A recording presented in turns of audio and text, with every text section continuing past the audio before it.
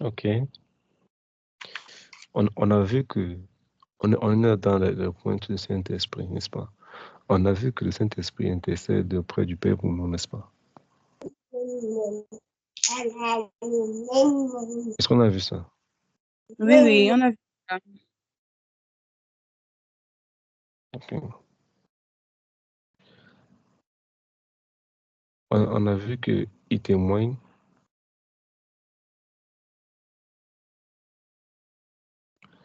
Ils vont dire qu'on a vu, je vois dans le chat.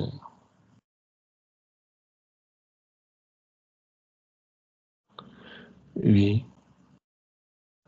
On a dit des capitaux, oui. On a parlé de ça. D'accord. On va voir le prochain point alors. On va voir le prochain point.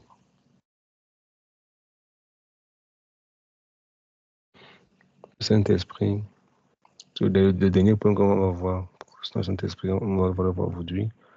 Et puis la semaine prochaine, on va entrer dans un nouveau thème.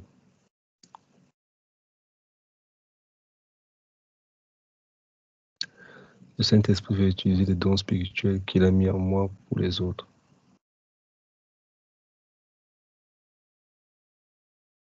Les dons spirituels qu'il a mis en moi, il veut les utiliser pour les autres. Le Saint-Esprit veut utiliser les dons spirituels qu'il a mis en moi pour les autres. Voyons ça, Marc 9, verset 35. Marc 9, 35.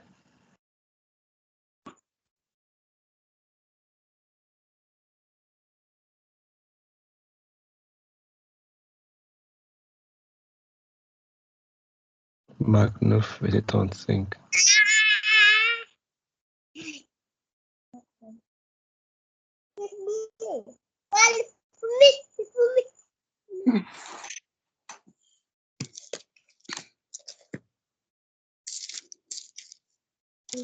Marc 9, verset 35.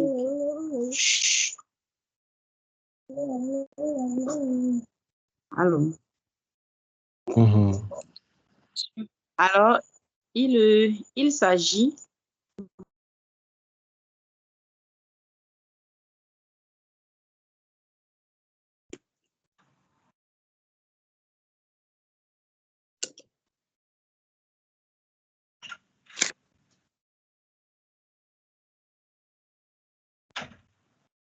là, il est écrit. Alors, il s'assit, appela les 12 et leur dit, si quelqu'un veut être le premier, il sera le dernier de tous et le serviteur de tous. Amen. Amen.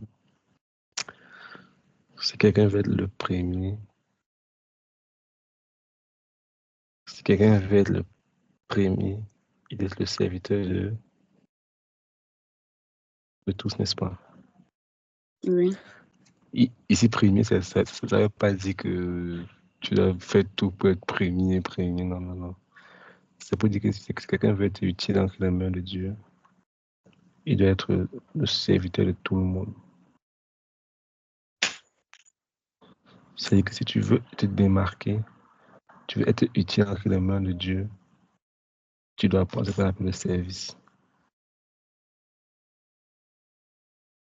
Tu dois apprendre ce qu'on appelle le service. Tout ce qu'on fait ici, on apprend des choses. Tu auras des connaissances, tu vas connaître des choses. C'est très bien. C'est très bien. Et n'oubliez jamais que la connaissance va te rendre orgueilleux ou bien orgueilleuse. La connaissance, connaître les choses va te rendre orgueilleux ou orgueilleuse. Mais c'est l'application de ces choses-là qui va te rendre humble.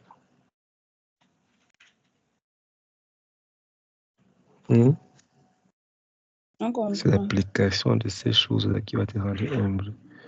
Et dans l'application de ces choses-là, tu vas servir les autres. Tu seras dans le service. Parce que tant que tu n'as pas décidé d'être serviteur, de servir, non pas serviteur, de servir les autres, tu ne pourras jamais réussir entre les mains de Dieu. On s'en parle. On se comprend. Si tu n'as pas décidé d'être serviteur, tu ne pourras jamais être utile entre les mains de Dieu. Tu ne sauras jamais pourquoi tu es sur cette terre. N'oublie jamais que tu es sur cette terre pour servir les autres. Tu n'es pas là pour construire des maisons, pour te marier, avoir des enfants. Non. Tu n'es pas sur la terre pour ça. Tu es sur la terre pour servir. La Bible dit, heureux sont ceux qui meurent en Jésus-Christ. Pourquoi? Parce que leurs œuvres les accompagnent après la mort. C'est qu'ils ont travaillé. Qu'est-ce qu'ils ont travaillé? Ce qu'ils ont fait pour qui? Pour eux-mêmes? Non. On n'a pas dit leur maison les accompagne. On n'a pas dit leur voiture les accompagne. On n'a pas dit les belles les diplômes qu'ils ont eu les accompagnent, non. Les œuvres. Et une œuvre n'est pas ce qu'on a fait pour soi-même, ce qu'on a fait pour les autres. C'est ça qui nous accompagne. On s'en parle. Maintenant, si une œuvre doit t'accompagner, quelle est cette œuvre qui doit m'accompagner? Quelle est cette œuvre qui doit m'accompagner quand je quitte cet endroit? C'est qu'avant que je quitte, avant que je vienne, c'était rappelez-vous le coup qu'on a vu là de 2 semaines, que Dieu t'a mis des choses en toi. Il a mis un package, il a déchargé. La dernière fois, on a dit, Dieu ne finit rien. Ou bien Dieu ne commence rien qui n'a pas encore fini, n'est-ce pas? Maman.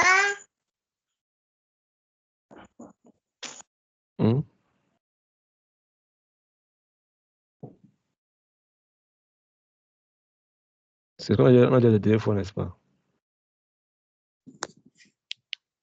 Donc, on n'a pas bien suivi. Bon, j'ai pas bien suivi. La dernière fois, on avait dit que Dieu ne commence rien qui n'a pas encore fini. On a dit il finit d'abord avant de commencer. Vous vous rappelez, n'est-ce pas? Oh, vous ne me rappelez pas.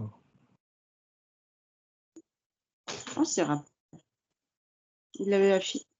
C'est-à-dire, avant même qu'il te mette dans le ventre de ta mère, c'est-à-dire qu'il, je ne sais pas comment on dit ça en français facile.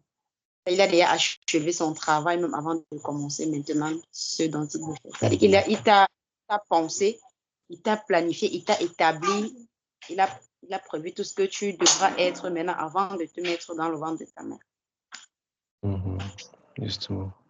Justement.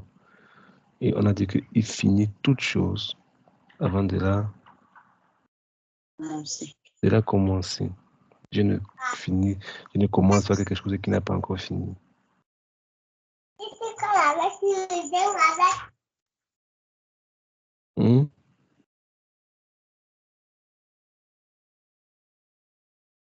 C'est clair jusque-là, n'est-ce pas? Oui, c'est clair. Voilà. Oui. Maintenant, lorsque on est en train de parler maintenant du fait que le Saint-Esprit a mis des dons, il y a des dons que Dieu a mis en moi. Et on est en train de parler du service, que je suis appelé à servir les autres. Rappelez-vous, on est en train de dire, au début, on a commencé avec Dieu, qui est Dieu. On a expliqué en fait. On va tout expliquer, mais on a parlé de ces éléments.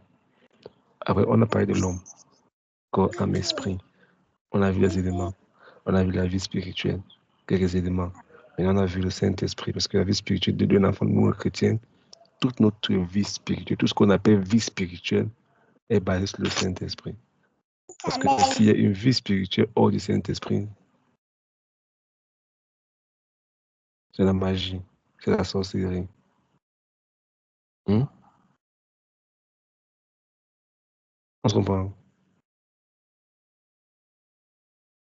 Je comprends. Toute notre vie spirituelle est basée sur le Saint-Esprit. Et qui est envoyé au nom de Jésus. S'il y a une autre vie spirituelle qui est hors de l'Esprit de Dieu, ça peut être la magie, sorcellerie.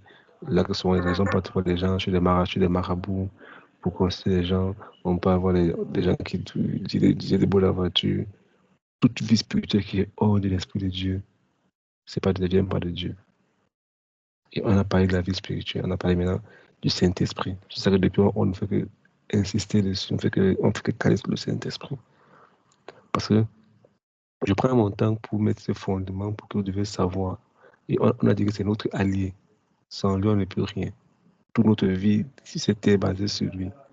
Et plus on a une interaction, plus on a une vie d'intimité, plus on le connaît, plus notre vie chrétienne devient de plus en plus simple et de plus en plus efficace. Parce que tout ce qu'il va mettre en toi, c'est pas forcément pour toi.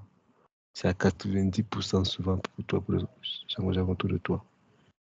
Ta volonté, ou encore ta destinée, ce que tu as appelé à faire, c'est pas pour toi, c'est pour les gens autour de toi. Quand tu comprends que tu as appelé à servir, comme Jésus a dit, que tu as appelé à être le plus petit, tu as être serviteur de tout le monde, là tu vas entrer rapidement dans ton appel. Tu vas le discerner rapidement quand tu as le cœur de serviteur. Quelqu'un qui n'aime pas servir, tu vas souvent aller prier, Seigneur, quel est moi, je suis appelé à faire quoi, ça fait quoi, tu crois, parce que dans ton cœur, il voit que tu n'es pas prédisposé à servir. Tu n'es pas prédisposé à servir. Je me rappelle à l'époque, quand on me disait, quel est mon don, quel est mon don. Une maman m'avait dit, quelque chose qui m'a beaucoup aidé. Tu me vois ce que tu as appelé à faire. Ce que tu trouves à faire, fais-le avec tout ton cœur. Ce que tu te trouves à faire, fais. Quand Dieu te met telle chose à faire, fais-le avec tout ton cœur. Et puis je faisais tout ce qu'on mettait à cœur, méthode pour le faire. Et les gens, maintenant, discernaient pour moi. Mais quand tu fais ça, c'est mieux. Toi, tu fais mieux comme ça. Quand tu fais comme ça, c'est bien. On se comprend un peu. Je comprends. C'est maintenant mon entourage qui va discerner ça, il va me dire que donc, je sais que quand toi tu fais, c'est qu'il y a quelque chose de plus à l'intérieur. Tu as attaché à ça, tu as ta tête donc qui est plus développée à toi. Tu donnes plus d'exemples, tu peux plus facilement transmettre et tout et tout. Il faut que toi, tu appelles à faire tes choses. Mais si je reste sur mon lit et puis je couche et dors, Seigneur, je vais faire. Il ne doit pas me dire que, oh mon fils, je t'ai envoyé sur la terre pour faire ça. Non, non. C'est quand tu es en train de servir que ce don se transforme, se développe à l'intérieur de toi.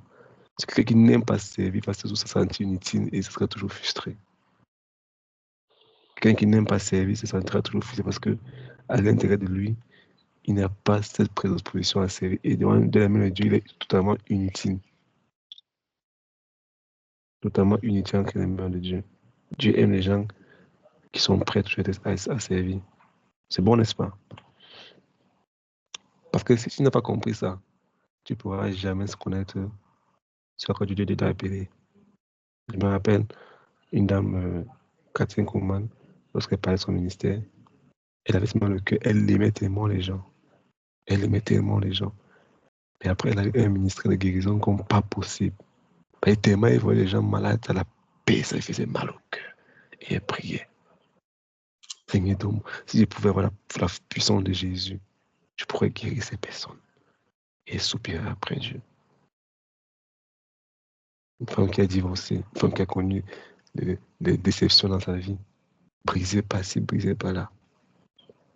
Mais à la fin de sa vie, elle a donné le peu qu'elle pouvait donner à Dieu. Et Dieu a fait d'elle une femme terrible. Elle a bougé les nations. Les gens venaient et puis elle imposait des mains. Elle prêchait seulement, il y avait les guérisons. Parce qu'elle aimait les gens. Je parle de l'amour authentique. Elle aimait voir les gens. Quand Dieu voit ça dans ton cœur, il va déverser des eaux vives dans ta vie directement. Est-ce qu'on se comprend? Je comprends. Maintenant, le don. Qu'est-ce qu'un don? Qu'est-ce qu'un don? Ça veut dire quoi? La dernière fois, on a dit, avant que tu ne viennes sur cette terre, Dieu t'avait déjà fini. Il a mis un package en toi. Ça veut dire qu'il n'y a personne qui vient sur cette terre sans une destination. Donc là, on est d'accord, n'est-ce pas? Nous sommes d'accord. Toi, on a dit des fois que tu n'es pas arrivé ici au hasard. Dieu t'a pensé, il a réfléchi afin de t'envoyer sur la terre. Si tu veux, tu crois, tu veux croire, mais moi je crois. Je sais qu'avant qu'il m'envoie sur cette terre, il avait pensé un plan pour moi. Il y a une destination, il y a une ligne où il m'attend que je dois franchir.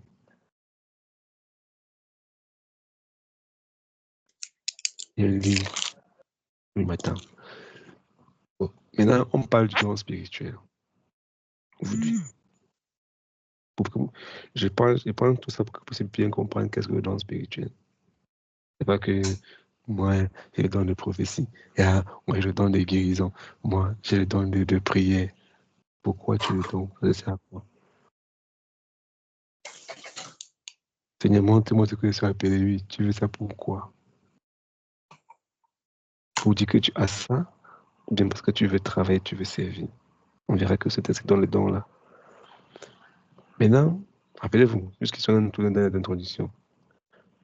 Comme un avion, est-ce qu'un avion, avant de décoller, l'avion, avant de décoller, a déjà son point d'atterrissage?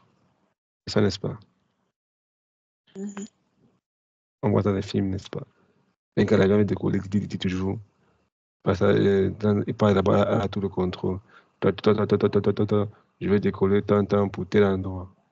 Il sait que je décolle ici, je vais atterrir à tel endroit. Souvent même l'heure est à caler même. La route qui va prendre le chemin est à caler. Il dit, je quitte ici pour ici.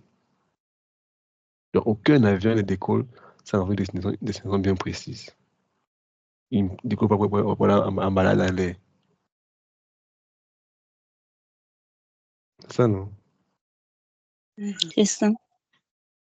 Chaque jour, tu ne quittes pas la maison sans savoir où tu pars. Quand on va t'établir pour sortir de la maison, tu as dans la tête une destination précise où tu pars pour un but bien précis, n'est-ce pas? Maintenant, tu ne sors pas de la maison pour sortir comme ça, te marcher en route. Non, non. Il y a des jours que il y a des jours que même tu vas aller en balade, mais tu as un endroit bien précis où tu vas aller balader. Il n'y a aucun endroit, il n'y a aucun avion qui décolle sans un atterrissage bien précis.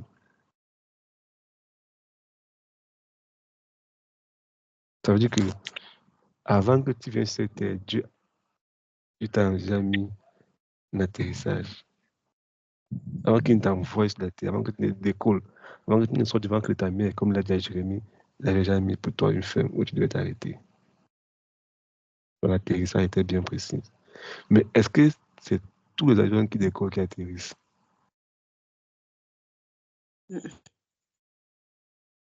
D'autres font crash. D'autres font crash. D'accord. Donc, ce n'est pas tous les avions qui décollent qui atterrissent, n'est-ce pas? Un avion peut décoller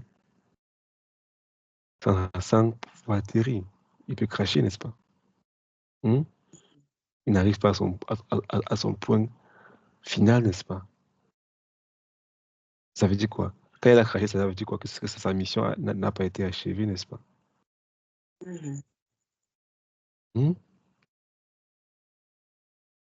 ça finit à un désastre. Ça finit à des pertes.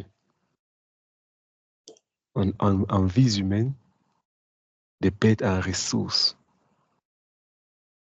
C'est-à-dire que si tu n'arrives pas à faire la volonté de Dieu pour ta vie, tu vas condamner beaucoup de vies, beaucoup de ressources que Dieu veut mettre avec toi. Tu vas totalement condamner ça.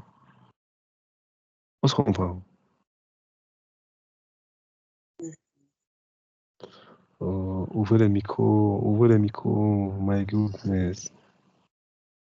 On écoute, tonton Franck. On écoute. Oui, vous savez que je n'aime pas, moi je ne suis pas dans la radio, je ne peux pas parler blablabla, puis je pourrais faire une enregistrement, mais c'est toujours vous vous écoutez seulement.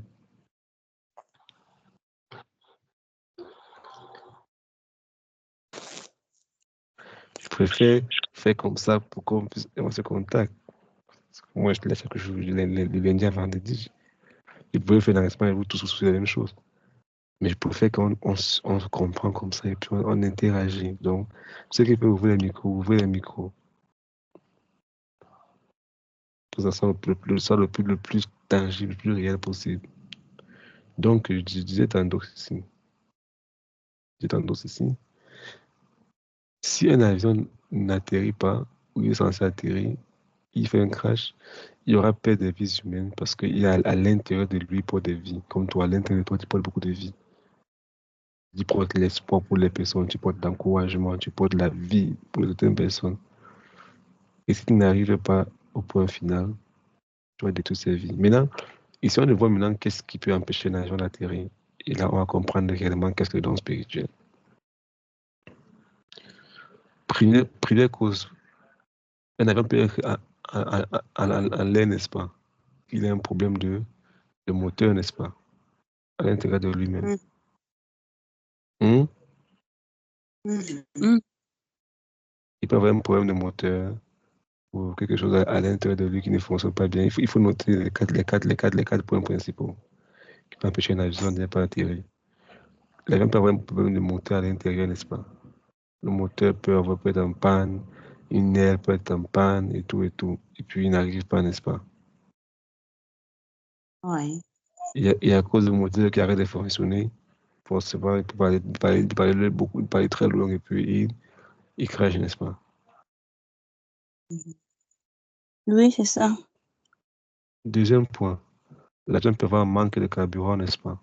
Pendant qu'il est là-bas, le moteur fonctionne bien, le carburant, c'est fini. Il n'y a plus d'énergie, plus de carburant. Qu'est-ce qui se passe?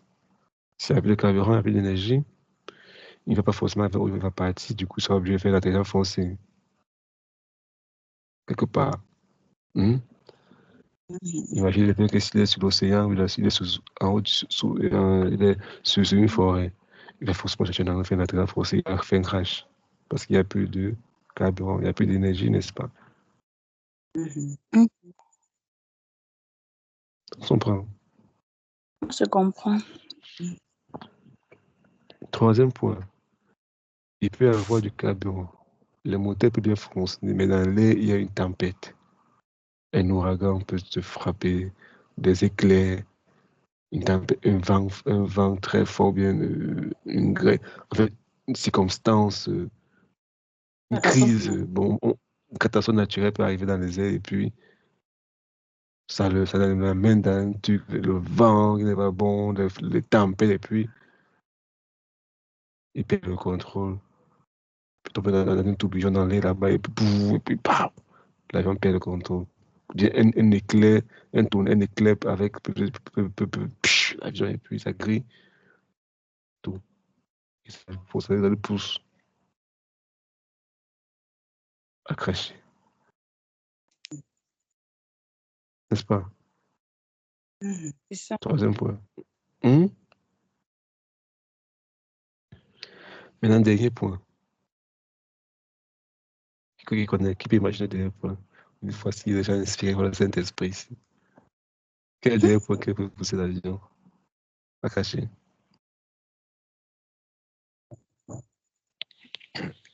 Il n'est plus connecté à tout le contrôle.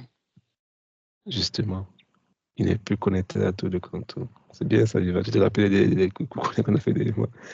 Il est plus connecté à tout le contrôle.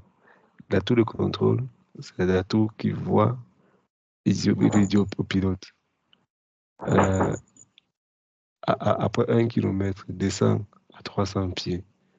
Descend à telle distance. Après telle distance, va à gauche. Arrêtant, va à droite. Et si le pilote ne coûte pas, et s'il écoute, il n'obéit pas, 2.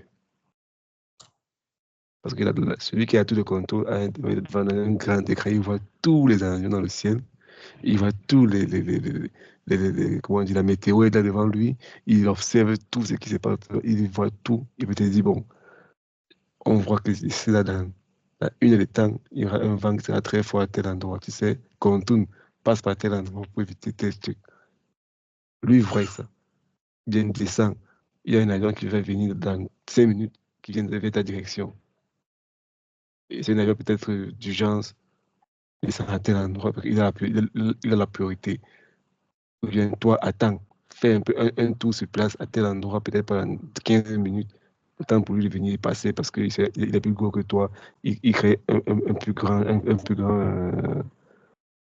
zone de perturbation.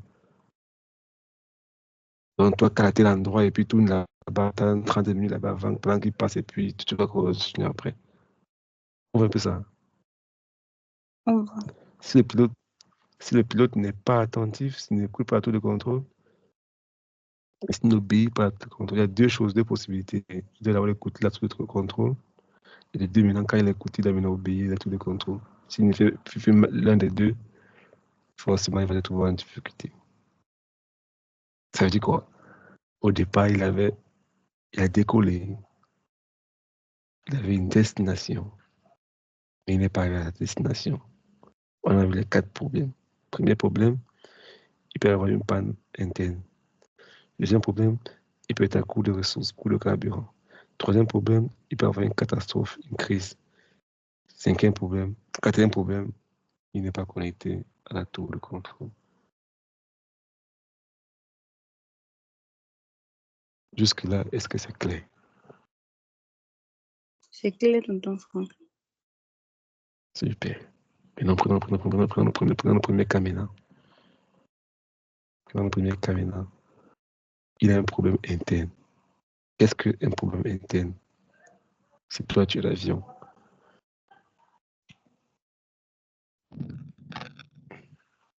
Parce que toi, tu es l'avion, maintenant, qu'est-ce qui peut être un problème interne?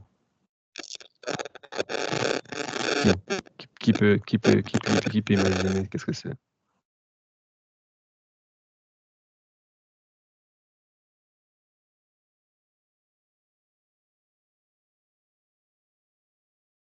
Je sais pas. Le moteur est comme comparé au cœur de quelqu'un.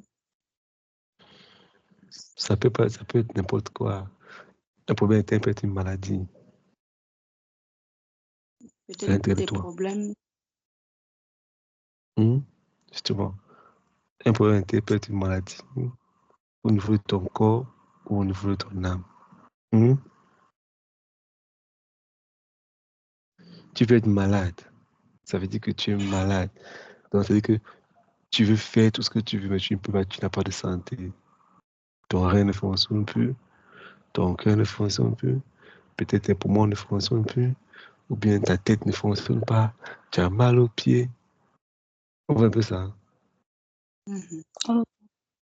Donc, à cause de cette maladie-là, tu ne peux pas. Ça peut te pousser à faire un atterrissage forcé, à un crash. Parce que si, imagine que maintenant, Dieu t'a appelé à faire ci.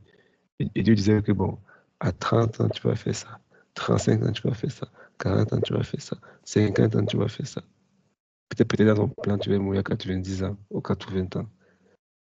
Ah, tel âge, tu dois faire ça. Tel âge, tu avais à faire un plan pour toi tracé. Et puis après, la pape, tu chopes une maladie bizarre. Peut-être une maladie sexuellement transmissible. Un VIH. Et puis qu'est-ce qui se passe? Tu te trouves en train de on se comprend un peu. On se comprend tout le temps. Tu te retrouves en train de descendre sans atteindre l'âge que tu dois atteindre pour faire ce que Dieu t'appelle à faire. Tu peux t'égarer avant le temps.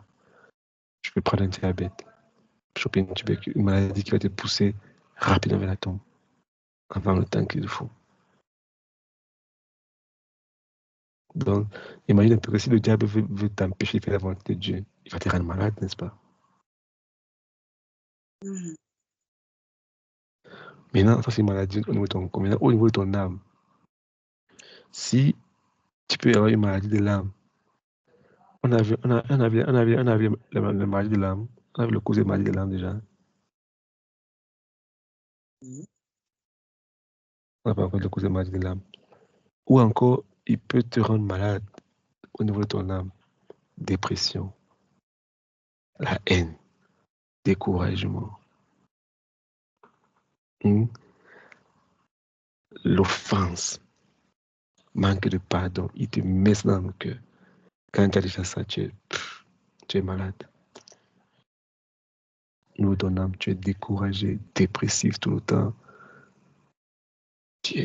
Tout le temps, tu manques de force, tu manques de courage. Tu es seulement là comme ça. Tu es malade.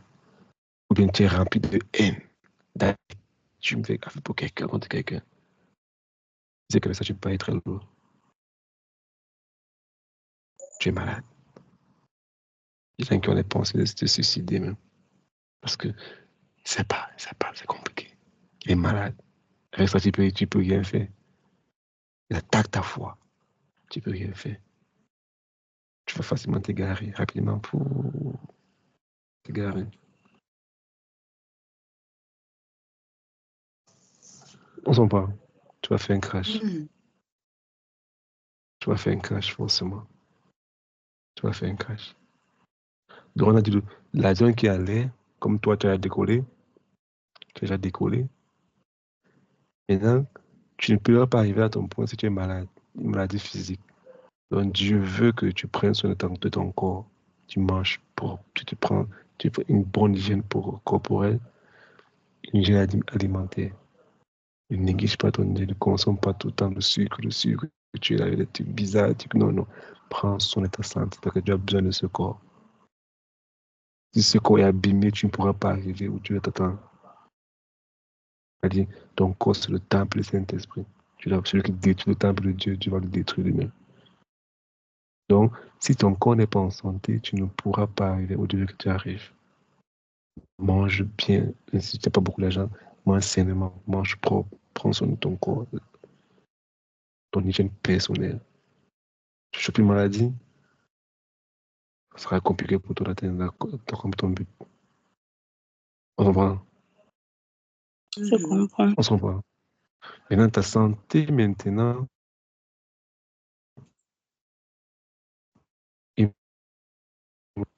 ce que tu as vu voir, c'est que tu écoutes. Prends soin de filtrer parce que ça peut te rendre malade. Et là, quand tu finis par aller avec eux, tu te sens, ils ne t'encouragent pas. Évite ces personnes-là qui créent un problème qui a un. Il va te faire voir ça comme si c'était un problème à 15, à 20. Ils vont tout dramatiser pour tuer ta foi, pour te rendre dépressif, pour te décourager. Évite les personnes. Gens qui vont t'encourager, qui vont te dire tu peux y arriver, vas-y, vas-y. Donc, tu ne pourras pas arriver d'avoir la sagesse parce que ça fait des bonnes personnes. Des gens qui vont t'encourager, des gens qui partent où tu pars, des gens qui voient la vie de la manière dont tu es en train de voir. C'est pas. Deuxième problème, les gens qui n'ont pas de ressources. Il manque de carburant, c'est ça, n'est-ce pas? Il manque de carburant, c'est ça? C'est ça. Manque de carburant. Il a déjà décollé.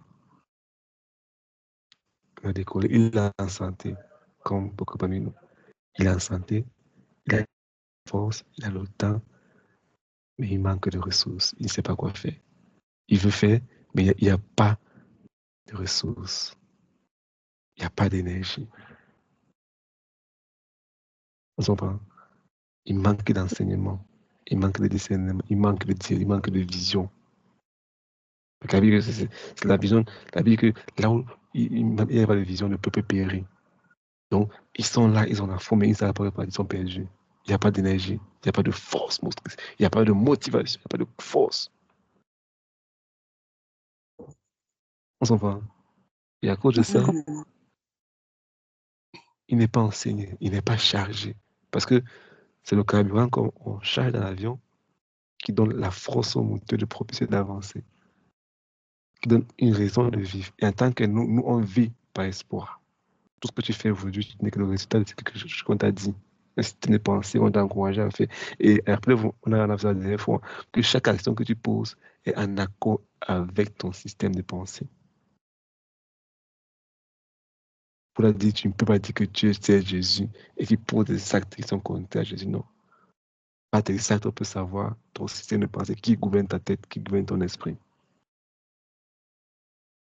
C'est Paul qui dit, c'est pas moi.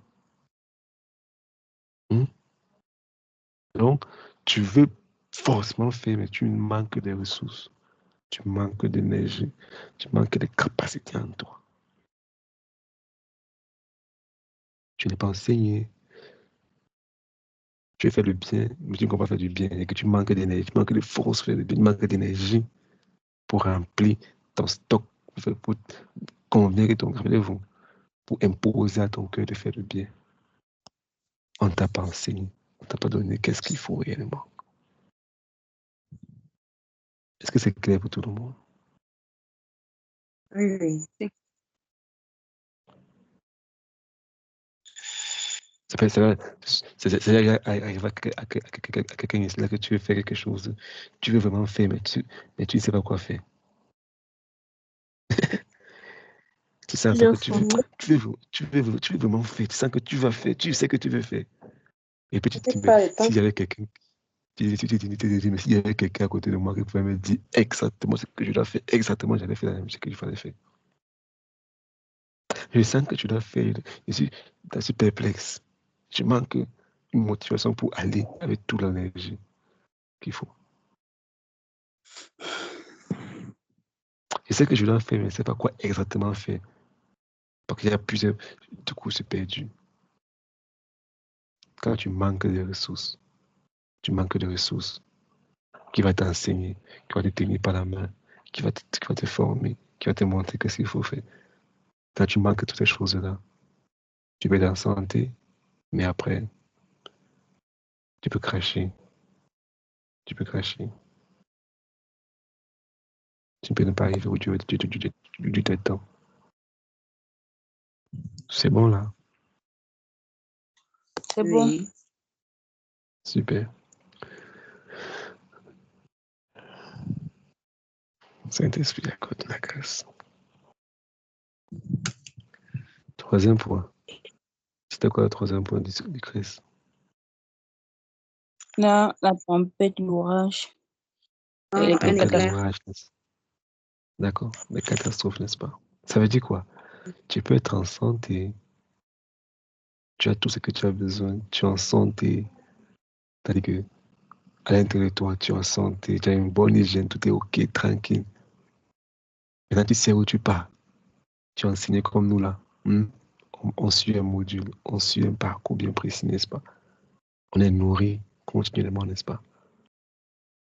Enseigné par la parole de Dieu et tout ça. On est bien encadré, n'est-ce pas? Bon, je pense, c'est pas si quelqu'un nous pense qu'il est mal encadré ici. Je ne sais pas. Hmm? Qui ici est mal encadré? Il faut nous dire. Pourtant, on va revoir avec toute humilité. On réfléchit On donne le maximum qu'on peut donner. Mais si vous trouvez qu'il y a un problème, sentez-vous à l'aise de soulever les challenges à tout niveau. On les prend volontairement, on est prêt à mettre en application ce que vous voyez que vous pensez qu'on peut ajuster dans notre manière de fonctionner. Parce que vous êtes déjà, vous savez, vous êtes des étudiants, demain vous serez les partenaires. Donc, c'est ça, n'est-ce pas? Si vous le dites.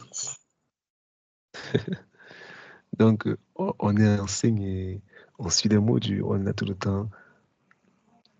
Et maintenant, tu peux avoir, pour quelqu'un, tu peux avoir ça, tu peux être en santé, maintenant une catastrophe, une guerre peut déclencher. Un truc que tu ne contrôles pas, un truc qui n'est pas sous ton contrôle. Un truc qui n'est pas sous ton contrôle. Tu es dans une bonne école, tu es une bonne formation, tu vois ça, mais une crise de sujet. Un parent, tu perds un parent. Tu dis, mais j'ai pas prévu ça. Et tu arrives à t'arrêter comme ça. Ton père ou ta mère qui était pour toi une source de tout. Tu les perds comme ça. Ou bien, comme tellement on a connu le coronavirus, bam, on ferme tout fait bizarre. Ou bien, une crise politique dans mon pays. On peut rien faire, une guerre. Comme par exemple, imagine un peu que toi, tu étais peut-être en Ukraine ou en Israël maintenant. Je vais pas à l'école. Après, une guerre commence. On dit que tout le monde a sorti du pays, tout arrêté. On se comprend un peu. Je comprends. Ça te pousse à sortir du plan que tu as pris pour toi.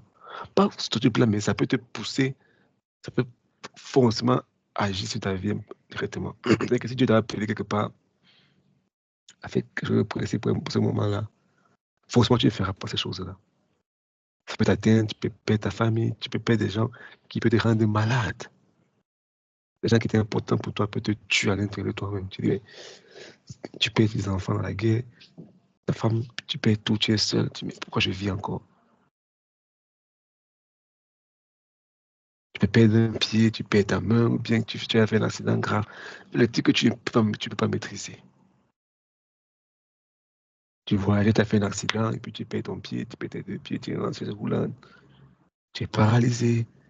On voit un peu. C'est une crise en fait. Comme ça, tu vois, qui est en train de partir, qui est en train de voler là, et puis quelque chose là, et puis ça le pousse directement à atterrir, à faire un crash. Hors de sa volonté. Hors de sa volonté. Pourtant, il dit qu'il n'a rien prévu. Parce que là, c'est bon, n'est-ce pas? C'est bon. D'accord. Quel était le dernier point, Ruth? Ruth ou bien Chantal? C'est quoi le dernier point?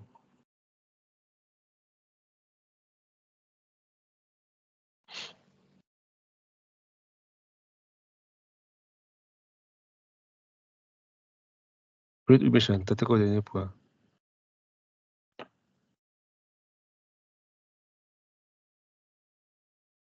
C'est Ruth est avec nous.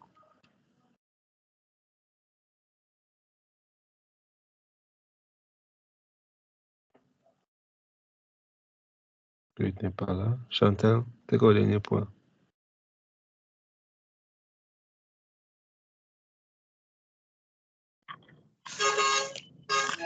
Il n'a pas compris. C'était quoi le dernier point? Le quatrième point. Hein? C'était quoi le quatrième point? Concernant l'avion là, Oui. le 4 point, c'était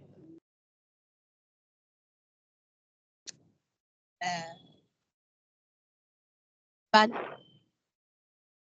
Au niveau de la panne. On a parlé de la panne. Tu es avec nous là? Désolé. Vas-y, du Grèce. Il n'est plus connecté à la tour. D'accord. On a dit que s'il n'est plus connecté à tout le Je sais qu'il a oublié. Désolé. Vous savez, il faut prendre les notes. Prenons les notes, s'il vous plaît. Prenons des notes. Tu peux prendre les notes, vas-y, prends les notes. C'est important. Ce cours aujourd'hui, c'est un cours capital. Très important. On a dit s'il n'est plus connecté à la tour de contrôle, il ne pourra pas. Ça veut dire qu'il peut être en santé. Il peut être bien enseigné, bien encadré. Tout peut aller bien autour de lui. Il y a la paix, sa famille, pas de cris, pas de problème, pas de soucis majeurs dans sa vie. Tout est OK. Mais maintenant, il n'écoute pas les personnes que Dieu a mis sur sa vie pour l'aider à éviter les erreurs. Il n'écoute pas les gens que Dieu a mis autour de lui pour l'aider à éviter les erreurs. Il n'écoute pas la parole de Dieu quand il la lit, il ne la met pas en pratique, qu'il y ait de la lumière sur nos pas. Il n'écoute pas la direction du Saint-Esprit qu'il lui donne chaque jour pour marcher dans ses plans chaque jour. Il refuse le conseil de Dieu. Il refuse le conseil d'un qui autour de lui. Il ne cherche pas d'abord parce que chercher, ça veut dire rester connecté. C'est celui qui cherche Dieu trouve Dieu. Il dit que Dieu dit que ceux qui me cherchent me trouvent. De tu ne cherches pas d'abord et que tu ne gardes pas le contact, tu ne gardes pas ton contact avec la tour de garde, tu ne cherches pas d'abord. Et de deux, maintenant, même quand tu cherches, même, les gens sont autour de toi pour t'aider, pour t'accompagner, pour t'enseigner, pour t'instruire, tu ne les écoutes pas. On te dit ça, tu écoutes maintenant, mais tu ne fais pas. Il sait ce qu'il doit faire, mais il ne le fait pas. Il ne le fait pas. Il sait que je ne dois pas faire ça, je fais. Il sait que je dois faire ça, je ne fais pas. On verra ça sur le péché. On se comprend. Je comprends. Donc, quand il vit cette vie, forcément, il va cracher. Parce que la tour de garde voit tout. Toi, tu es pilote, tu vois devant toi ton petit, comment on dit ça? Ta vie n'est pas prise, non, c'est petit comme ça devant toi. Tu vois devant le bout de ton nez. Comment on dit souvent, l'avion. Il va devant le nez là. Ouh. Et là, tous les gars en bas, il a l'écran, il voit tous les avions. Il voit toute la météo. Il voit tout. Il est là et puis il observe, lui voit, il regarde, il observe, il voit les calculs. Il t'appelle. Il dit, ta. Voltaire Nathan, tu dis oui, c'est moi, ok, d'accord. De tel endroit, fais comme ça. Souvent, même, il ne te dit même pas. Il dit seulement, à 10 minutes, descends. Bon, moi, j'ai bien, parce que toi, tu étais tout jeune. Mon rêve était de devenir pilote. Donc, je vois tout le temps des avions et tout ça. J'avais ce rêve de devenir pilote. C'est mon rêve d'enfance. Ça ne te dit même pas. À tel endroit, descendez. Après, tel nombre de kilomètres, descendez à tel endroit. Virez à gauche. Il dit, c'est tout ce qu'il te dit. Parce qu'il a plusieurs autres avions qu'il doit gérer. Il n'est pas d'information. Toi, tu n'obéis pas. Après, tu dis, il y a quoi? Tu regardes devant toi. Mais tout est bon, tout est calme. Il n'y a pas de souci. C'est trop limité, ça. Elle est graisse. Bah oui, c'est trop limité. Il faut compter sur tes propres forces quand tu tiens des vies humaines. Comment ça? Je Je sais pas si c'est ce que tu as dit, Grace. J'ai dit, mais Alors, dans le même sens que tu es en train d'expliquer que quand la double descend, et peut-être lui dit, je descends pour aller, ou alors que tout est clair devant moi. Avant que je dise, c'est être trop limité. Tu n'es pas vu des vies humaines et penser plutôt avec ton cerveau, sachant qu'il y a plutôt un cerveau en bas qui t'accompagne. Justement, c'est ça en fait. C'est ça, justement, c'est ça, du Grace. Donc, quand Dieu te parle, c'est pas pour toi. C'est pas que moi, non. On a dit que cet avion, c'est toi, parce qu'à l'intérieur de toi, il y a beaucoup de vie à l'intérieur de toi. Il y a des gens que Dieu veut sauver, qui veut encourager, qui veut transmettre à l'intérieur de toi. Moi, on me l'avait dit il y a cela quelques années. Et j'ai seulement vu ça se manifester quand j'ai commencé à mettre en pratique. On se comprend. Si c'est que moi, j'avais, par exemple, je ne dis pas que c'est arrivé, mais chaque jour, je demande la grâce à Dieu d'être perfectionné de jour en jour, de plus en plus, n'est-ce pas? Afin d'arriver, n'est-ce pas? Et j'ai lu ma Bible, j'écoute, je pas mon temps de prier, j'écoute le Seigneur, j'appelle mes grands frères, mes aînés dans la foi, mes pères spirituels qui me conduisent. Parce que si c'est que j'avais craché il y a quelques années, peut-être on ne sera pas là aujourd'hui, n'est-ce pas?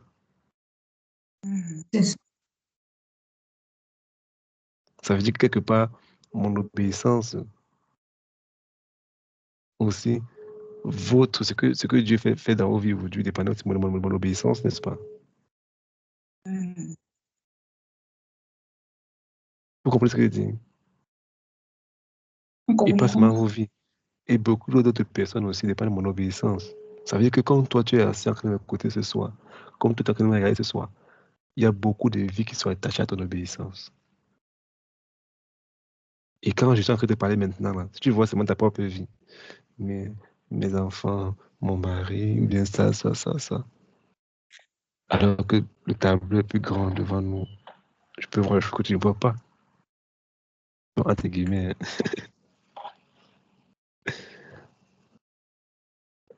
Est-ce qu'on se comprend en fait? Voilà. Maintenant, si ces 4 images sont bien comprises, mais pourquoi je parle de ça le jour où on parle du don spirituel? Alors que le titre du cours, c'est le don spirituel que l'Esprit de Dieu nous donne pour les autres. N'est-ce pas? Maintenant, comment les dons spirituels s'appliquent à cet avion?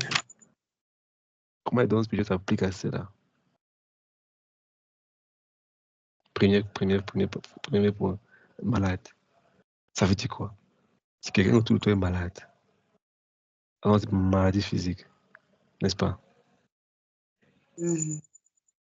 Maladie physique. Pour mieux comprendre ça, allons-y d'abord, lisons maintenant Romains 12, versets 4 à 8. Ça va nous permettre de répondre à cette question. Romains 12, 4 à 8.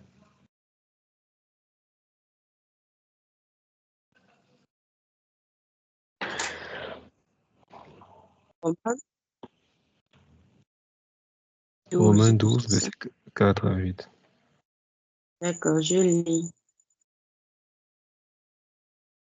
Car comme nous avons plusieurs membres dans un seul corps et que tous les membres n'ont pas la même fonction, ainsi, nous qui sommes plusieurs, nous formons un seul corps en Christ et nous sommes tous membres les uns des autres. Puisque nous avons des dons différents, selon la grâce qui nous a été accordée, que celui qui a le don de prophétie l'exerce selon l'analogie de la foi, que celui qui est appelé au ministère s'attache à son ministère, que celui qui enseigne s'attache à son enseignement, et celui qui exhorte à l'exhortation, que celui qui donne le fasse avec libéralité, que celui qui préside le fasse avec zèle, que celui qui pratique la miséricorde le fasse avec joie. Amen. D'accord. Allons-y maintenant à 1 Corinthiens 12, verset 4, verset 7 à 11. 1 Corinthiens 12, 4 à 11. Rapidement, et puis on conclut. Vous avez dit 1 Corinthiens 12, verset 4 à combien? À 11. Je lis. Il y a diversité de dons, mais de même esprit. Diversité de ministères, mais le même Seigneur. Diversité d'opérations, mais le même Dieu qui opère tout en tous. Or, à chacun la manifestation de l'esprit est donnée pour l'unité commune, pour l'utilité commune, autant pour moi. En effet, à l'un est donné par l'esprit une parole de sagesse, à un autre une parole de connaissance, selon le même esprit. À un autre, la foi, par le même esprit. À un autre, le don des guérisons, par le même esprit. À un autre, le don d'opérer des miracles. À un autre, la prophétie. À un autre, le discernement des esprits. À un autre, la diversité des langues. À un autre, l'interprétation des langues. Un seul et même esprit opère toutes ces choses, les distribuant à chacun en particulier comme il le veut. Amen. Comme il veut. Voilà. Amen. Oui, ça, n'est-ce pas? Que l'esprit donne ses dons, n'est-ce pas? Mais au départ, au verset 4, vas-y, lis un verset 4. Il y a diversité de dons, mais le même esprit. C'est ça le verset 4. Vas-y, continue à 5. Verset 5, autant pour moi. Diversité de ministères, mais le même Seigneur. Verset 6, diversité d'opérations, mais le même Dieu qui opère tout en tous. N'est-ce pas? Mais pourquoi? Vas-y, continue. Verset 7, or, à chacun la manifestation de l'esprit est donnée pour l'utilité commune. Là, c'est bon. Ça que je voulais. Verset 7. Pour l'utilité commune. Dont l'esprit est donné pour l'utilité commune. Prenons le premier cas. Comme on a vu, l'agent qui décolle, qui atterrit. Si maintenant, mon frère est malade, peut-être Yvan est malade, Lucas est malade, ou Lucas est malade, ou bien Chantal est malade. Moi, j'ai reçu le don de guérison. C'est pas pour me guérir, moi. Ça veut dire que je sais que Chantal, la maladie qu'elle a en elle, si ça graisse dans son corps, ça va l'empêcher d'arriver où Dieu veut qu'elle arrive, n'est-ce pas? Son agent va cracher, n'est-ce pas? Dans le don que l'Esprit de Dieu me donne, c'est que je prie pour elle. Quand je déclare à partir d'aujourd'hui le don de guérison, elle est guérie au nom de Jésus. Parce que l'Esprit de Dieu veut que nous tous arrivions. Rappelez-vous, n'oubliez jamais ça. Le Saint-Esprit veut que nous tous, on arrive au point final. Il est comme un autre coach. Il est là pour nous aider à arriver. Rappelez-vous, on a dit ça au début, n'est-ce pas? Il est là pour nous aider à arriver où Dieu veut que l'on arrive. Donc, si je donne des guérisons, pendant qu'elle est en train dans son vol, elle est malade, je dois prier pour elle, pour qu'elle puisse guérir et qu'elle continue sans qu'elle ne crache. Là que le don spirituel intervient maintenant. Tu es avec nous, Lucrèce. Lucrèce. Enfin, je suis là. D'accord, super. Donc, quelqu'un il est malade pendant qu'il est en train de... Je vais prier pour lui, me donne une guérison. Et qu'on se comprend. Je ne comprends pas C'est là bien. qu'intervient le... Si quelqu'un est en train de t'envoler, il est malade dans son corps. Toi qui as le don de guérison, tu dois venir prier pour lui pour qu'il puisse te guérir.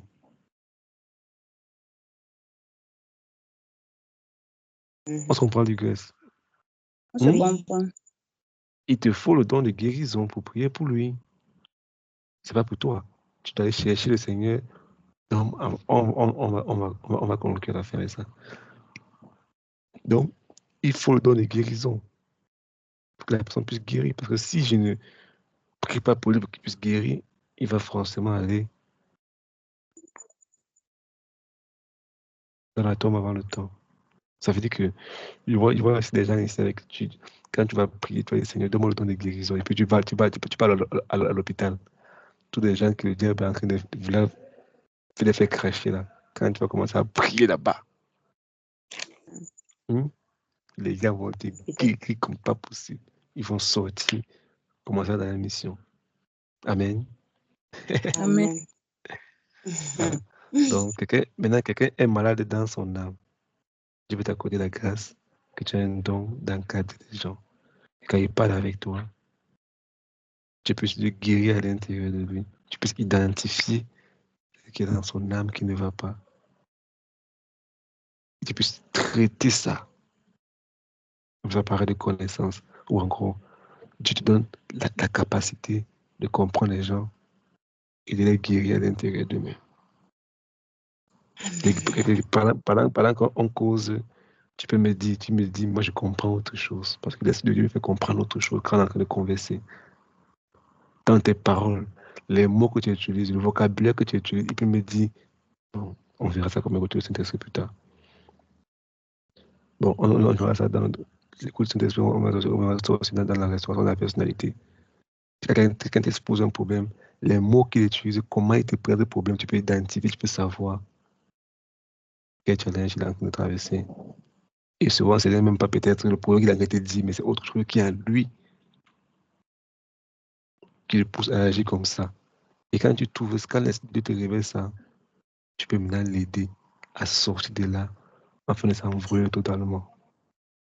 Sortir de cette cage où on l'a mis là, et s'envoler totalement, sans faire un crash. Il peut t'accorder le don, le discernement des esprits. On s'entend. Tu peux guérir des gens comme ça. Tu peux discerner qu'est-ce qui bloque mon frère, qu'est-ce qui bloque ma soeur. Tu accordes ces dons-là. Maintenant, prenons le deuxième point. Manque de ressources, n'est-ce pas? On a vu tout à l'heure, si tu donnes l'enseignement, donne des autres dons pour exhorter les gens. Il dit tu dois le faire. Et les gens, à un moment, il veut vraiment avancer, il ne sait pas quoi faire. Dieu a mis en toi ce don. Quelqu'un peut avoir plusieurs dons, et pas seulement un seul don. Plus tu souffles avec Dieu, et plus Dieu veut résoudre des problèmes, plus tu es disposé, plus il t'utilise. Aussi simple que ça. Il voit que tu as un cœur vrai et sincère, tu as des problèmes, il passe par toi pour faire ce qu'il veut faire, c'est tout. C'est une garantie parce qu'il fera ça par toi chaque jour. C'est à toi de te positionner chaque jour, d'être là tous les jours et puis d'être jusqu'à être disposé. Il est disposé. Donc ça veut dire quoi? Quelqu'un peut vraiment vouloir réussir dans sa vie, mais il manque de ressources, des gens qui vont lui montrer le chemin, des gens qui vont l'enseigner. Dieu met entre le don d'enseigner. On a vu ça, n'est-ce pas? C'est que le don d'enseigner, n'est-ce pas? Enseigne. Le don d'enseigner. Il dit que tu enseignes. Amen. Transmets les connaissances que tu as mis en toi. Avec tout ton cœur. Le don de conduire les gens. Il dit, fais-le. Les gens qui manquent de force, relève-les, encourage-les. Le don d'exhorter, exhorte les gens. Il manque de force, il manque d'énergie, il va abandonner, il est découragé. Tu as ce don-là pour encourager les gens. Vas-y. Ne laisse pas cracher. Parce que c'est ce que le Saint-Esprit fait, n'est-ce pas? Et rappelez-vous, n'oubliez jamais qu'il ne pourra pas le faire sans passer par toi. Ça veut dire quoi? Pour détruire la vie d'un homme, il faut.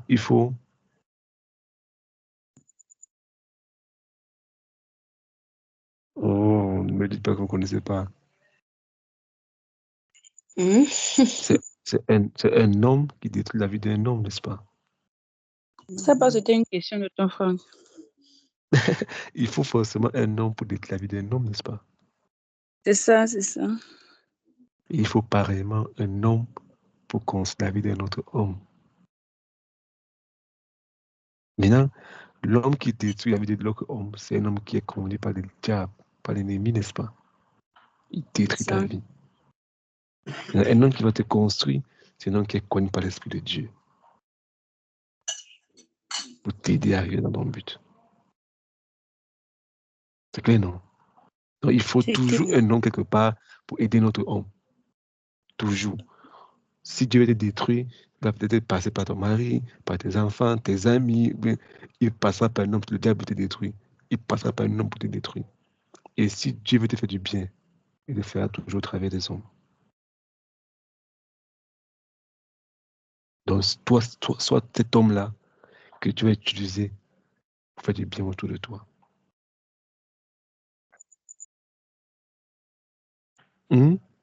Donc, quelqu'un qui a manque de ressources, soit la personne qui va t'encourager, dans l'espoir de continuer à avancer.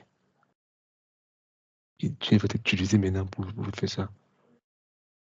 Il ne doit pas vivre sans manquer de ressources.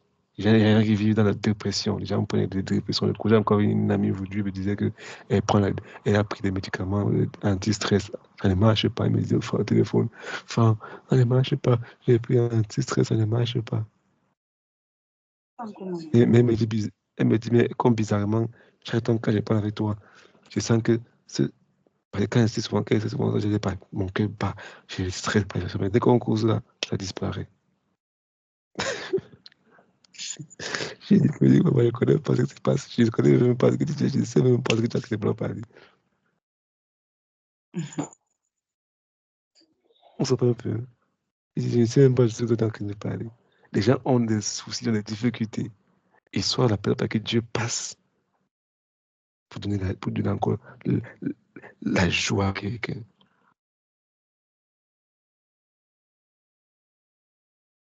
Quand quelqu'un passe, Dieu donne l'espoir à quelqu'un. Et quand on finit de côté, me dit vraiment, c'est que vraiment tu pouvais être peut-être mon voisin, ou on pouvait vivre ensemble, ça allait beaucoup me plaire. Mais j'attends que par toi, je me sens encouragé.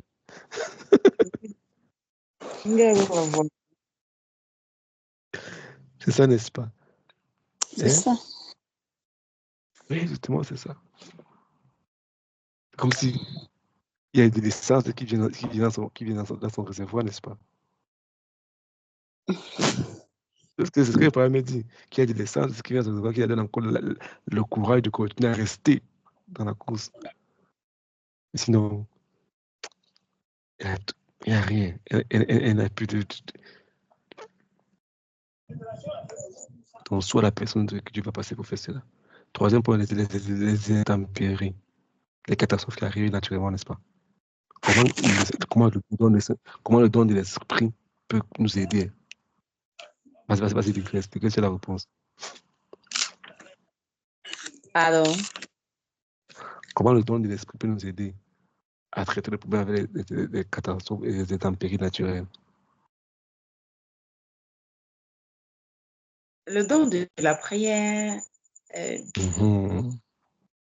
vois, tu connais l'intercession, n'est-ce pas? Mhm.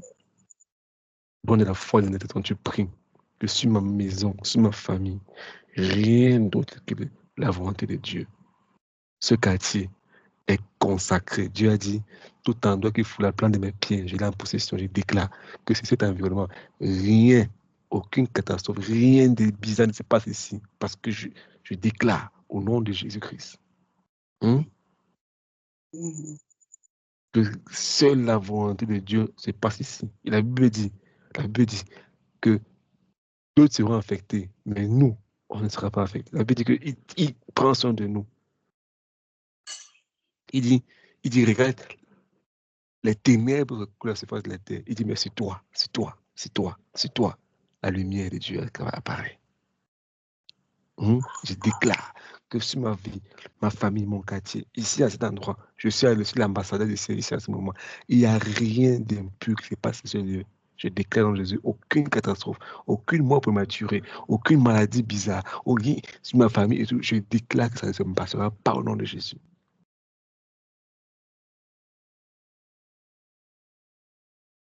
On se comprend.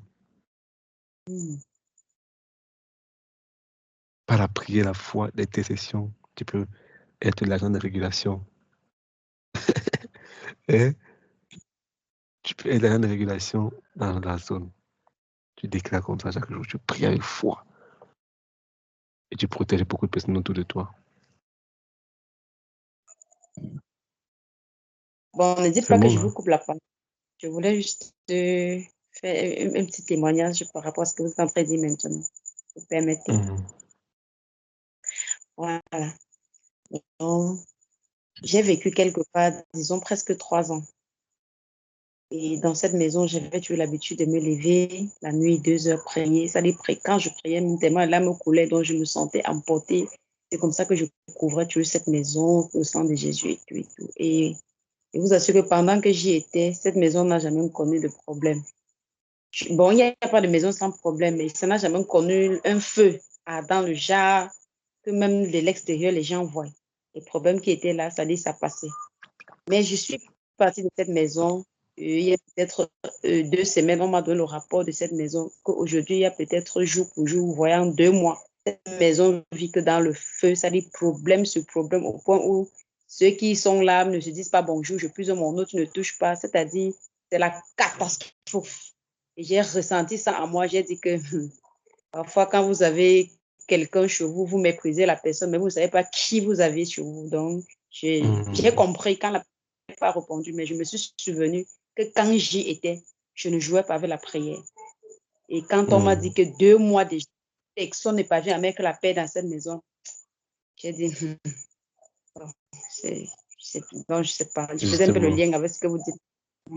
Justement, parce que rien n'est naturel qui n'a pas été spirituel, n'est-ce pas? C'est d'abord spirituel. La guerre, c'est dans les auteurs. La guerre, c'est pas avec la bouche, c'est pas avec les mains, c'est dans les auteurs. Quand c'est compliqué, tu montes là-bas en haut, tu traites ça là-bas en haut. Quand il y a souvent dit. Ouais, c'est ça en fait. Donc c'est ça, n'est-ce pas? Tu peux toucher, tu attaques le problème directement dans la prière. Tu déclares autour de toi. Donc voilà ça. C'est quelqu'un de dons spirituels. Aujourd'hui, le coup n'est peut-être pas les dons spirituels. Pour entrer dans les profondeurs, c'est que le don de prophétie, voilà. Parce qu'il y a aussi le don de prophétie qui est aussi très important. Qui est très important aussi, la prophétie aussi. C'est-à-dire que ça peut aider à encourager quelqu'un. Ça traite le problème. La prophétie traite au niveau du manque de carburant. Quand tu donnes une prophétie, Dieu me dit, je vois dans ta vie. Tac, tac, tac, tac, tac. Oh, ah bon? Oh, il est encouragé.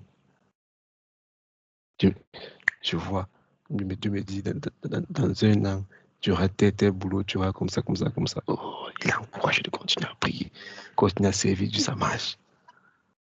On se comprend. On se comprend. Voilà. Donc, autant de choses. Donc, aujourd'hui, on est dans l'introduction. On parle du Saint-Esprit, ce qu'il fait. Aujourd'hui, qu'est-ce qu'on a vu aujourd'hui? Maintenant, en gros, on a vu comment le Saint-Esprit nous aide par ses dons, comment ça ancre dans la vie d'un chrétien. C'est pas pour faire le show, non. C'est pour servir.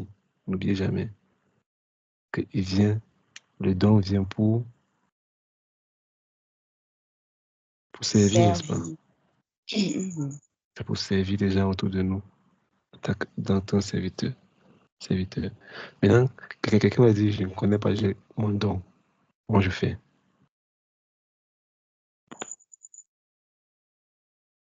Mhm. Je ne connais pas mon don, je fais comment? Prie et tu demandes à Dieu de montrer ton don. Justement, on a dit qu'on va demander à Dieu, c'est vrai. Mais c'est pas dans un rêve que tu vas te montrer ton don. C'est pas dans quelque chose. Bon, Dieu le fait souvent, c'est vrai. Il y a des gens qui le prennent, qui prennent les gens de temps de retraite, 40 jours, ils partent à la montagne, que ce soit appelé la fête, c'est vrai, ça le fait. Mais rappelez-vous, c'est que même si Dieu t'a révélé et que tu n'es même pas en service, tu n'es pas en train de servir les autres avec ce don, il va mourir. Donc, ce don, tu dois continuer à être au service des gens, tu dois continuer à servir les gens, n'est-ce pas? D'accord. Vous n'avez pas à la question, Mais, hein, sauf si j'ai mal. oui, Lucrèce, tu Non, vous disais? êtes en train de dire qu'on connaît son don, mais j'ai pas entendu ce que vous aviez dit. Vous avez une fois chuté pour dire Oui, on va arriver. il On va il faut. arriver. J'arrive. J'arrive. Maintenant, connaître ces dons, en fait, c'est d'abord primordial parce que ça prend sur appui et les fondements. C'est-à-dire, c'est pas si compliqué. C'est pas des choses compliquées spirituellement. Non, non, non, non, non, non. Il n'y a rien de compliqué que ça. Il n'y a rien de plus simple que ça. Paul dit, dans 1 Corinthiens 12, là, Paul finit avec ça.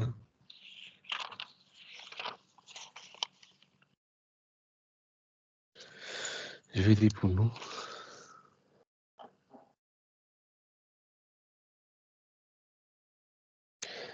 Il va dans 1 Corinthiens 14. Non, vas-y, 1 Corinthiens 12. Tu peux lire pour nous de Grèce à partir du verset 29. 1 Corinthiens 12. À partir du verset 29. Si Lucrèce a vu, tu veux lire Lucrèce? Bien, je lis. Là, il est écrit, tous sont-ils apôtres, tous sont-ils prophètes, tous sont-ils docteurs. Amen. Continue. Jusqu'au verset 31. Ah, d'accord. Tous ont-ils le don de miracle, tous ont-ils le don de guérison, tous parlent-ils en langue, tous interprètent-ils. Aspirez aux dons les meilleurs et je vais encore vous montrer une voie par excellence. Amen. Voilà. Paul dit que espérer au don le meilleur, n'est-ce pas? Que le don ne vient pas parce que. Non, tu dois espérer, tu dois aspirer à avoir ces dons-là. Tu dois aspirer à avoir le don. En fonction de ton environnement, les gens qui sont autour de toi, en fonction des bâtiments en fonction de ce que tu as scanné autour de toi, tu dois aspirer à avoir le don le meilleur. D'accord. Maintenant, quand on dit aspirer à avoir le don le meilleur, c'est pas pour dire qu'un don dépasse un autre don. En fonction des problèmes de ton emploi. Tu as compris. En fonction des difficultés qui sont autour de toi. À ce don. Tu dis? Ou alors, aspirer veut dire vouloir acquérir quelque chose. J'aspire à. Justement, je vais devenir... justement, être une réponse. Être une réponse. Pourquoi Paul dit ça? Il finit en disant que je vais vous montrer le chemin qui est supérieur à tout. N'est-ce pas? Et quand on parle d'un côté très différent, il parle de l'amour. L'amour. L'amour est comme ça. L'amour. Je ne sais pas si vous pouvez me donner encore 10 minutes. Et puis on finit ça et puis on clôture. Je peux avoir 10 minutes que t'as. Allez-y. Désolé. D'accord. Je veux qu'on finisse ça. On finit ça. Quelqu'un peut dire pour nous 1 Corinthiens 13. Verset. Verset 1 à 13. Tout le chapitre.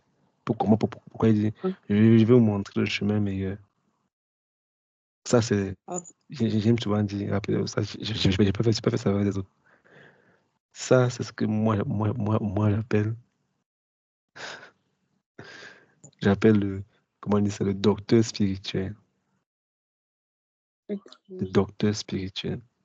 Quand tu vois si tu es en santé spirituelle, viens lire 1 Corinthiens 13. Elle graisse. Oui. Il y a 2 parties de la Bible. Il y a 1 Corinthiens 13 et puis le sermon sur la montagne. Matthieu 5, 6, 7. Quand tu vois si tu es en santé spirituelle, va lire les 2 passages là. Et puis tu te réajustes. Allons-y. 1 Corinthiens 13. Ok. Le 13, tu lis ou je lis? Là, il est écrit, quand je parlerai les langues des hommes et des anges, si je n'ai pas l'amour, je suis un airain qui résonne ou une cymbale, une cymbale retentit. Et quand j'aurai le don de prophétie, la science de tous les mystères et toutes les connaissances, quand j'aurai même toute la foi jusqu'à transporter les montagnes, si je n'ai pas l'amour, je ne suis rien. Et quand je distribuerai tous mes biens pour la nourriture des pauvres, quand je livrerai même mon corps pour les êtres brûlés, si je n'ai pas l'amour, cela ne me sert de rien. L'amour est patient, il est plein de bonté. L'amour n'est point envieux, l'amour ne se vante point, il ne s'enfle point d'orgueil, il ne fait rien de malhonnête, il ne cherche point son intérêt, il ne s'irrite point, il ne soupçonne point de mal, il ne se réjouit point de l'injustice, mais il se réjouit de la vérité. Il excuse tout, il croit tout, il espère tout, il supporte tout. L'amour ne périt jamais. Les prophéties prendront fin, les langues cesseront la connaissance, la connaissance disparaîtra. Car nous connaissons en partie et nous prophétisons en partie. Mais quand ce qui est parfait sera venu, ce qui est partiel disparaîtra. Lorsque j'étais enfant, je parlais comme un enfant, je pensais comme un enfant, je raisonnais comme un enfant. Lorsque je suis devenu homme, j'ai fait disparaître ce qui était de l'enfant. Aujourd'hui, nous voyons au moyen d'un miroir d'une manière obscure, mais alors nous verrons face à face. Aujourd'hui, je connais en partie, mais alors je connaîtrai comme j'ai été connu. Maintenant donc, ces trois choses demeurent, la foi, l'espérance, l'amour. Mais la plus grande de ces choses, c'est l'amour. Amen. Tu comprends l'heure du 13? C'est clair, non? Bah oui. Voilà. Donc, tout s'appuie sur ça. Tout s'appuie sur l'amour. L'amour. Résoudre des problèmes par amour. Donc, chaque temps, quand tu sens que tu es bizarre, là, fais-toi 1 Corinthiens 13. J'ai pris note. Donc, tu vois ce que c'est vraiment sur la montagne. Matthieu 5, 6 et 7. C'est tout pour aujourd'hui. On va s'arrêter ce soir. On a compris en fait que l'Esprit de Dieu vient nous donner cette capacité-là, faire la volonté de Dieu. Et c'est fondamental. C'est fondamental. La semaine prochaine, on va commencer avec le renoncement. Qu'est-ce que le renoncement? Ça veut dire quoi renoncer à soi-même? les étapes de réconciliation. Et maintenant, on a fini avec le nettoyage, puis on va commencer à poser les fondements. Seigneur, nous te disons merci pour ce soir. De nous avoir conduits encore dans ta parole, dans ta vérité. Génère chacun de tes enfants que tu aimes, Seigneur. Bénis-nous, fortifie-nous, garde-nous. Et rends-nous comme tu veux que nous soyons. Éloigne de nous, Seigneur, la paresse, la faiblesse, le mal. Je couvre chacun d'entre nous aussi dans le sang de Jésus-Christ. Que ta volonté soit faite parfaitement au travers de nous et par nous. Que soit toute la gloire pour Dieu. Au nom de Jésus-Christ. Amen. Amen. Bonne nuit à tout le monde. Bonne nuit. Good night to Bonne- everybody. Merci, bonne nuit à vous. C'est les questions, on prend la prochaine fois. Notez les questions après, on va prendre ça la semaine prochaine. C'est fait il y a très tard. Je ne vais pas vous garder pour longtemps. D'accord.